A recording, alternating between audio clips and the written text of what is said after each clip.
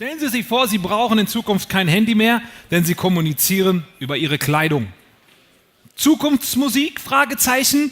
Nicht, wenn es nach einem unserer nächsten Redner im Rahmen des nächsten Panels geht. Ich bin gespannt auf die drei Herren, die über die Zukunft der Textilbranche reden werden. RevolutionizingTextiles. Freuen Sie sich mit mir, mit uns auf den Fashion-Tech-Experten Borre Akkersdijk, den CEO vom gleichnamigen drittgrößten Hemdenhersteller Gerd Seidensticker und herzlich willkommen an unseren Moderator vom Business Punk Magazin Alexander Langer.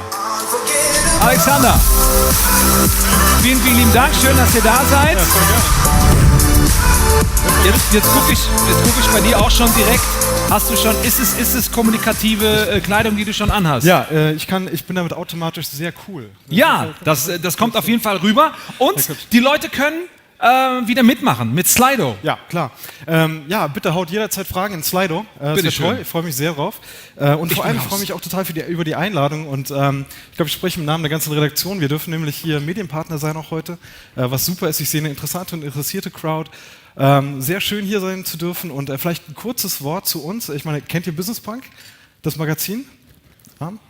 Okay, es sind nicht alle. Darum vielleicht kurz, also wir sind ein junges Wirtschaftsmagazin aus Berlin. Wir sind so focused on Startups und Young Entrepreneurship, Tech Disruption, die ganzen Buzzwords sind bei uns immer drin. Wir haben lange Reportagen drin, recherchieren hart am Stoff, im besten wie im schlimmsten Sinn. Und angeblich ist das Heft irgendwie auch hier ausliegen, ich habe es noch gar nicht gesehen. Wer die Chance hat, guckt mal rein, denn wenn ihr wissen wollt, wer nächstes Jahr bei der nächsten Hinterland ist, da sind, glaube ich, ganz gute Leads drin, denn wir hatten Philipp Schröder, der eben gerade war, auf dem Cover, wir hatten Lars Hinrichs, wir hatten ein tolles Interview mit Chris Boos zum Thema AI, klar Einhorn, Philipp, der heute Morgen schon gesagt hat, dass es alles eine Klassenfahrt ist für ihn und daran anknüpfen möchte ich sagen, es ist eine Klassenfahrt mit allen Jahrgängen und offenbar sehr vielen Erziehungsberechtigten und um unserer Medienpartnerschaft auch gerecht zu werden, möchte ich gerne unseren Followern und Fans ein kurzes Instagram-Video in den Kanal schicken, vielleicht einfach mal kurz Hallo sagen, hallo Business Punk, hallo OWL, geht los. Hey, Grüße von der Stage in Bielefeld. Hi. Hey. Okay. Vielen Dank. Jetzt aber Revolutionizing Textiles. Dazu haben wir zwei tolle Gäste, wie Amy ja schon gesagt hat. Den einen, den muss ich, glaube ich, in dieser Region vor allem gar nicht ankündigen, aber ich mache es trotzdem sehr gern. Das ist Gerd Seidensticker, der ist in der dritten Generation die Geschicke der Seidensticker Group führt. Seidensticker, wie ich gestern Abend erfahren habe, 99 Jahre alt, das heißt, da wird demnächst was richtig Großes bevorstehen. Er ist außerdem Präsident des German Fashion Modeverbands in Köln und Mitglied im Präsidium des IHK Außenwirtschaftsausschusses hier in Bielefeld. Ganz herzlichen willkommen, Gerd Seidensticker. Hi.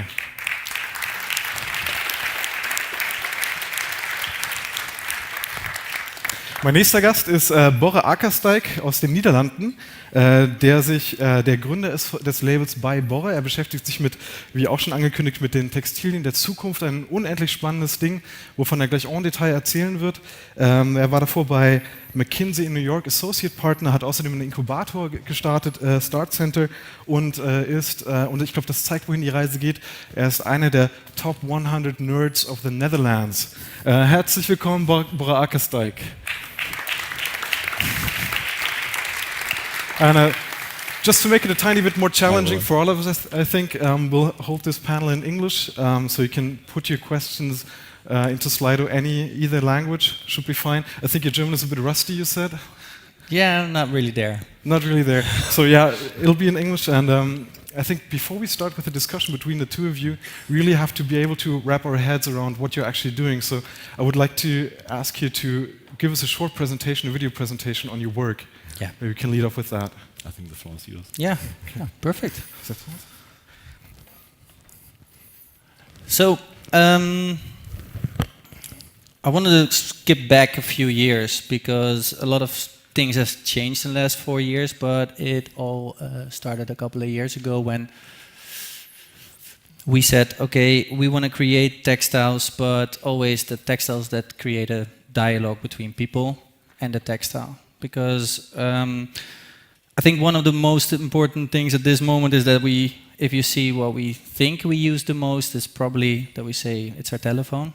We use it daily, but in the end we are wearing our clothing 24/7 and we're always in contact with textile. It's something that we have on and around the body 24/7. And that was the idea that made us think, together with a technical university, that we said like, hey, is textile not the next platform? Not something that, at that moment it was quite interesting, but we created something that suddenly became a hype. I was at South by Southwest, and a few weeks afterwards I was on the Wired in different countries, and it was actually because I was walking around like this. I remember the moment that I came out of the hotel and I thought, what the fuck am I wearing? And the cleaner walked up to me and he said like, "Phew, red suit." And I was like, yes, America, people like things if it's a bit crazy.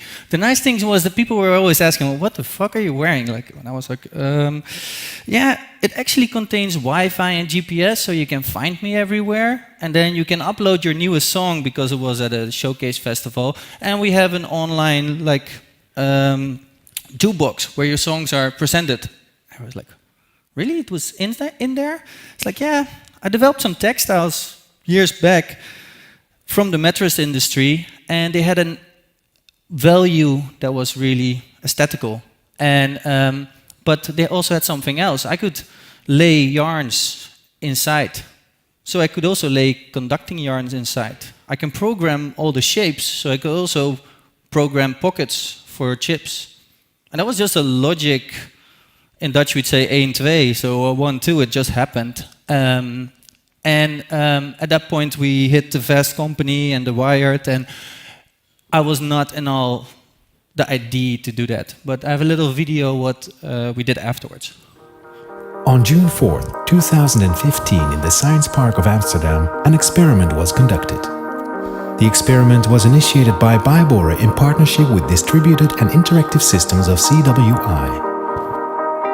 It involved motion sensors wired on the hands of a selected group of spectators attending a presentation. The goal was to sense their level of engagement. At the same time, the designer was also connected to biometric, heart rate and motion sensors which were embedded in his sweater. His garment was made a device for recording data by integrating conductive yarns through a signature knitting process. During the presentation, the collected data was directly visualized on a screen, so everyone could witness the mental and physical conditions of those participating in the experiment. That day, human behavior was tracked, recorded, and processed into quantitative data by a sweater. But moreover, it's the establishment of a platform that communicated and exchanged personal data by using real wearable technology.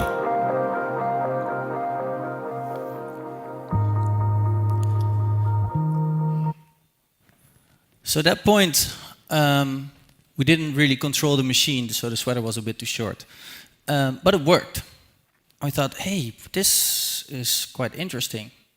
Like now we use the phone as the way into the matrix, into the connectivity, and like what was the next step closer to the body? Let's make the new platform on the body and not really make a wearable, but just make an open source platform that people can put apps on. So idea came, team built, thought we get funding, and we only hit all newspapers, and we couldn't really eat from that. And then I thought, like, but if this is the platform and people are all using that, and we're building a sort of the next platform in the world, what are we actually really good in, and what can we make money in? So I went back and then we looked at how we made textiles. And actually the only really special thing at that moment was not the technology inside of the textiles. It was Wi-Fi and GPS. Everybody has it in their telephone, even a couple of years back. So that was not what really was making a difference. But how we were making the textiles was actually a difference. We understood the end user. We understood the yarns in the beginning. We partnered up with the machine manufacturers, reshaped the machines, wrote the programs, and suddenly we had that whole business actually in control, that we thought like, hey, but now we can make something really different, aesthetical different, and that's where it starts. Clothing starts at the aesthetics. People first have to want it, to wear it, before they're going to use it and find out that you can do more with it. So we went back to the essence and actually went from a day in the life, understanding people, understanding which properties, build unique textiles and build unique garments. And always two things that we found in was, one, it needs to be for active persons, so it has to have a functionality in the materials, and it needs to look aesthetically pleasing or different, so that people pick it out. So we go from a fashion designer just taking fabrics from the market to building the materials itself. And still, I believe it's going to be the next platform. There's no way around it that we're going to integrate technology. The only reason, the way is not that it should be a means to put it in. It should be there and it can help you. And I believe that is also what we're going to talk about later. Like, how can we get there? Because one-off sort of crazy prototypes won't get everybody wearing something like that. So how can we mass market it and bring it to everybody? So still daily on the machines and working on the lab. And I think we can talk about this more later. Okay. And I have the suit with me for people that want to see it afterwards. It's something that I did a long while back, so I'm not really proud of it anymore, but I brought it. Okay, thank you, Borre. Being a native Bielefeld citizen, we start with a Bielefeld greeting, so you're all going to follow me. Tag! Dag. No, wait, it works, you're Bielefelders already. When Sebastian asked me to talk in this business environment, I thought he needed something like a comic relief after the lunch break. Being from a low technology, light industry, as we say, being from the apparel business, being a 99-year-old family business in the third generation, being in a business that's challenged from many sides, it's sometimes not easy for us to keep pace with these developments, with things we hear, and especially when I saw Borre and his page, I was really impressed and thought, what the heck am I going to say that's going to link with that? But in the end, it matched naturally. But before I start, those from Bielefeld, I think you can continue with your emails and dessert right now. The other ones I'm going to explain in a minute what our company is about. So yes, we do shirts and blouses, and not much more than that. We do it since 99 years, as I said already. We do it under two own brands, Seidensticker and Jacques Brit. You might say, oh no, I don't like this brand. Then next step, we might catch you with our license business, which is Camel Active. We have a Meister license from Japan Tobacco to distribute and organize the distribution of this brand worldwide. You might say, no, I don't like this brand, I want to get away from you. You might only buy from, I don't know, Peek & Cloppenburg, from department stores, from Zara and others, and we catch you there as well because we produce for other brands as well, so we do private label business. Now, what's the link between here? What makes me believe that there is a natural link between what Borre just presented and what I've heard from the other speakers? It's the whole development of our industry. Whereas about 20 years ago, the cooperation between retailers, and those retailers are very present to you because they used to be the ones that made the inner cities look shiny, the fashion retailers, used to buy from the industry, and there was several middlemen in between. There was salesperson, there was buyers, there was the retailer as such, and in the end there was a consumer. And we were about as far away from the consumer as moon from earth. Because once we sold to the retailers via these middlemen, the merchandise went over the shelf, was sold, and nobody knew how the consumer really liked it. We just hoped that the sale was good. And that has changed dramatically, of course, through e-tail, as we call it, the old internet development with sales through the internet. And before you know it, we, industry, became retailers, not just the retail stores as such, but also e-tail online retailers. And before we knew it, we gathered a lot of information about our consumer, information which we simply didn't have before, and information which made us much more bold in what we present to this consumer, how we present our brand, and how we talk to him. And this is, I think, where we interlink, because we now think we know a lot about our consumers. We can ask him a lot of things, and we can try new things with him. Thank you for that.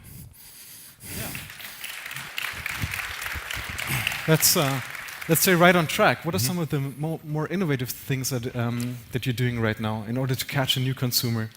Well, first of all, it started, of course, with the whole e-tail development as we have it. One must know that the independent fashion retailer has shrunk by about 50% in the last 10 years, roughly. So that means there's a lot of sales space to be occupied, and e-tail is one thing. And the innovative thing there is, of course, to find the right people, the right setup, the right software systems to retail to these consumers, but also with all the customer relationship management we've put behind to gather this information from him and learn from him. Yeah, and I think when we talked yesterday, you said that you had a whole different set of people that you got into the company in order to be innovative. What kind of people? What kind of background did they have? Yeah, that was a real stress test. Actually, it was that the first decision we made, we put the human resource department into the leading management. We said, look, you got to find us these people, no matter what, to operate these multi-channel retail lines that we want to build up. And of course, there was a huge clash within our company because before you know, you have a very young division, you have very young departments, and you have this sort of more mature departments. And I had to laugh when somebody said, yeah, I was working with this company, was really old, and the people were on average 15 years with the company. We just had 40 years anniversaries, and we have 25 years anniversaries, and that's what we're dealing with, actually. Okay, so if you have somebody who's got a creative design background like Borre, let's rephrase that. What are you looking for in a partner when you go for scale, when you have your designs, when you want to bring it to market? What are some of the things that you're looking for? I think the first thing is always when we start the dialogue with a new brand is they mostly always have a question. Oh, yeah, we want leggings or we want a shirt, or like, oh, we like this fabric. So can you do our product in this fabric? Because it's a quick win. And actually, I always say, like, yeah, that's not how it goes with us, because we start a dialogue from the beginning to the end. So I first want to understand your customer. What do you want to make for the customer, and what are the specs that they want? And that makes me have the understanding from the brand and the customer, so I can choose the yarns and the machines that we want to use. And then you have a certain kind of yarns that will have a certain kind of aesthetics and a machine to play with, and then you can start building. So it's always a dialogue, and I never want to, they can never cherry pick. So the thing that they need to have, they need to dare to do it, because the first question is, do you have a research budget for something that you don't know what is going to be in the end? Yeah, and what are some of the responses you get for that? I mean, how open are people to collaborate? The first responses are always really good, because it's the ohs and the ahs and the marketing. Oh yeah, we can do that. Until the moment that you start the research and there's no understanding of what we're doing. So then mostly it's like, now I get commitment from brands. And commitment is just simple, like pay money. Like, let's start there.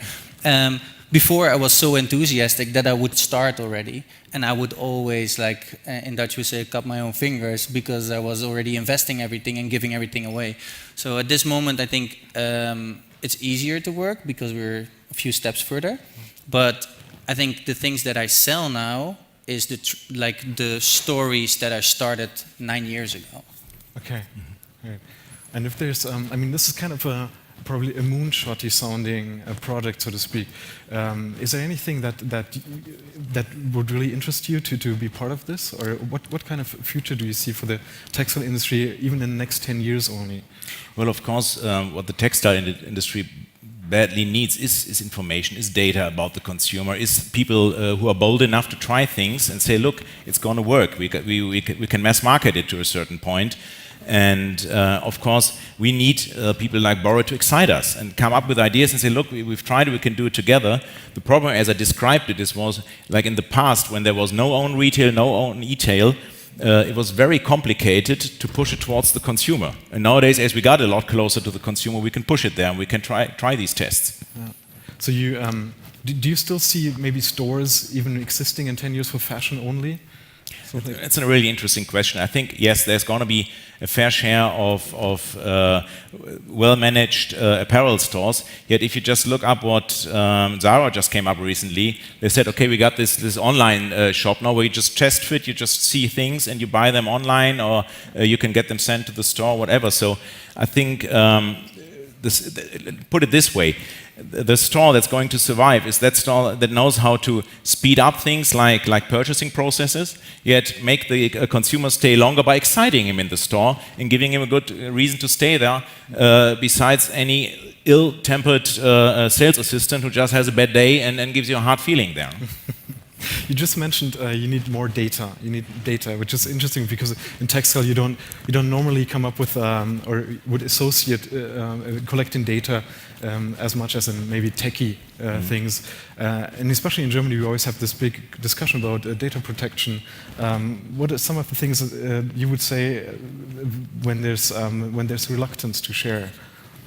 I think you can only talk about protection if there is something. So I always want to push first, there's nothing that moves better with your body and knows where you're going or how you're moving. Like my clothing knows that I'm sitting now. The only thing it's not sharing it. So the moment that it will share, then we have a story about what are we going to do with the data. In the end, if it helps the person, people are quite easy. Like the same with the phone. It helps you, so you use it. What happens with the data? Okay, you want to know, but first you use it because it's helping you all the time. So it's those steps that first what gives it to the person, and then afterwards the protection comes. But it's something that I think should definitely be looked at. It's just something not that I'm always looking at. I just first want to make the next step. And I think the next step is, even if I be bold in like 10 years, I'm more like, what is clothing gonna be then? I think it's not about the clothing anymore. It's what the functionality it will give to you. So are we gonna wear one suit like we have one iPhone now? It's like that's more where I'm heading. Even that I develop textile and my business is making textile, I think less textile that does way more for you is more interesting. Okay, and especially, yeah.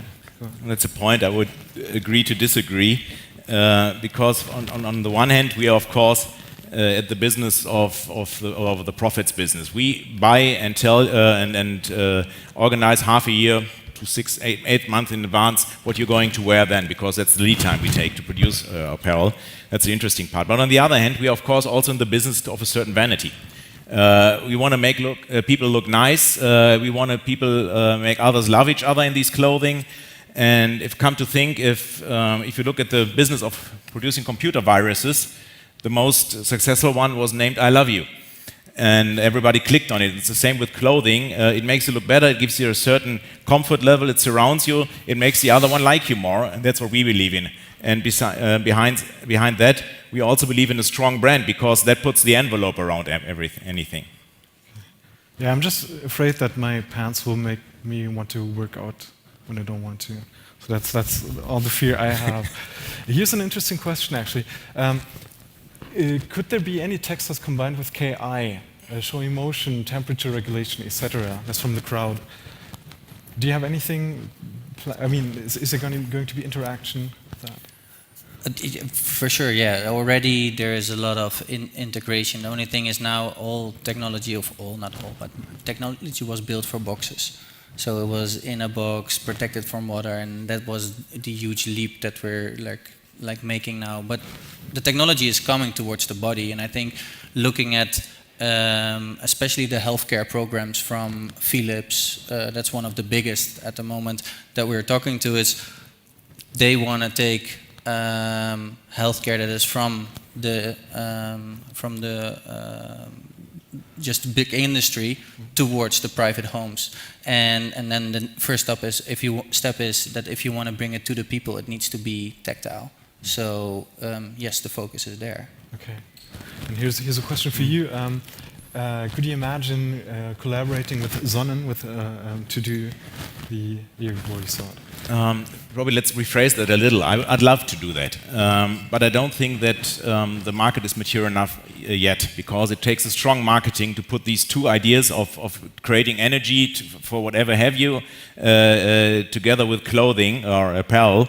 I think in the function wear business that could be a bit ahead, and probably that would be meaningful. With shirts, it's something else. So I doubt whether those markets are mature enough yet or have developed enough yet to do it. But I'd love to do it, of course.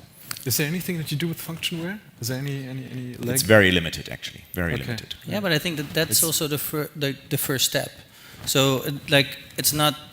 I would love to make more prototypes like I did, but first it's making the textile and getting people to understand. And I think like the same in shirting. I think the moment that you start working with wovens that are more functional, so a four-way stretch that doesn't wrinkle, that doesn't smell when you sweat.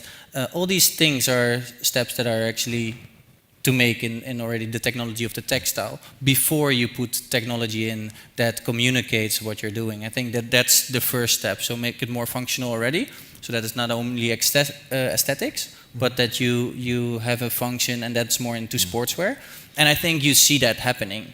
You see brands like Nike going into, like, of course, the normal market, and you brands like Prada are sportswear too. So that's all mixing already, and that's the first step, that functionality comes close to the body. And keeping with function, there's another question from the crowd. What do you think will be the killer app for smart clothing? No, I think the easiest first step is things like Google Maps. Like now you're looking, or you're like, we are all now like, we know that voice control is coming. That's the next step. Like in the States, it's already there. You just like it helps you. You don't look at your screen anymore. And I think the next step is for Google Maps is when you're walking around and it vibrates on your left shoulder, you go left. So you have your voice, you can hear and you can see everything. So I think using the body, your senses, the body, like feeling things, it's gonna be really quickly adapted. Like in airplanes and helicopters, they use vibrating, and also in cars now, if you go over the lines. Yeah. So I think that's also the next step, bringing that into clothing to just help you be aware of your surroundings. How hard would it be to establish this as a mass market product? As I said, I assume really difficult in the mass market, because of course you're also talking at certain price points there. If you put that technology into products, it's got to cost something. And if you take the average household in Germany that spends around €100 per month on apparel, the household, not a person, you see the limitations already. Yet again, seeing prices for hardware and software drop as it does, I'm sure that at some point it will meet. And talking about function, and the biggest function in men's shirts and ladies' blouses is, of course, wrinkle resistance. Nobody wants to iron shirts, so that's saving a lot of energy on the one hand, and yet making it easier for them to wear. And the other thing, Borre, you mentioned on fit, we approach it from the point of view that we say, okay, we offer 5 fits. We have a very easy guidance system throughout the fits, and that is a value-added, non-digital, very analog, but value-added function to the consumer. Okay, and here's another one interesting from the crowd. Do you see the chance that via digitalization you get the production process back to Europe? I think Asia? For better product to a certain extent, how do you say, Umfang? Extent, yes. For mass price points, I still doubt. Again, I can foresee that apparel will and has to become more expensive, because given the social standards that are being asked by governments, by organizations, by restrictions from your customers and what have you, it's getting more and more complicated for a lot of vendors out there to produce this. We're very happy that we went into the situation that we have own factories, so we buy this from our own factories and we keep the standards. And besides that, we are always very labor intensive, meaning that if you talk about a shirt, I would say it's about 95% handmade. And I doubt whether in Europe, or anywhere near Europe, you will have enough workers to work in the light industry, in the apparel industry. Yet again, talk about 20 years to come, I think the world could be different again. Okay. But I think a big change on that is like now, what happened in the last 15 to 20 years is there was fast fashion, more cheaper, wear more. And but it's all because clothing still has one function. And I think the moment, if you look at the telephone, even every household, they maybe don't spend a lot of money, but they all have an iPhone. So it's not about buying that iPhone or buying like into it. It's about what's going to happen afterwards with it. So I think the moment that you can do more with your clothing, it's also something that there will be chances to make money off clothing after the sales. Then it actually starts, because the functionality, you can build things on it. And even that's a big leap from now. It's something that we do daily. It's services that we give and not a product that we make and sell and then it's finished. And I think clothing is still there, but I think that will have to change, and then clothing can become a lot more expensive. Okay. So I think our time is up. If you, as Borre said, if you're interested in his clothing, he brought a prototype, or is it a prototype, or is it even? Yeah, something? no, it's the one that I wore in South by Southwest. Okay. A part of like when I was traveling to China at the customs, they got crazy because there was a sewn-in battery and threads. So I had to literally, one of the prototypes, I had to open up at Did you wear that in summer or in winter? No, actually, yeah, it's South by Southwest is of course Texas. It's pretty hot. I thought China. So the whole thing was also like, okay, it's gonna be hot. Let's make it shorts and short sleeves. Yeah. So, Can we try it on? Can somebody try it on? yeah, of course. Okay, so go have a look. Alex, go ahead. No, thanks. Thanks everybody. Yeah. Schönen Tag euch noch. Bis bald. Alex. Thanks, Borre. Thanks. Sorry. Thanks. Thank you very much. Revolutionizing Textiles. Danke dir. Thank you. Thank you very much. Yes.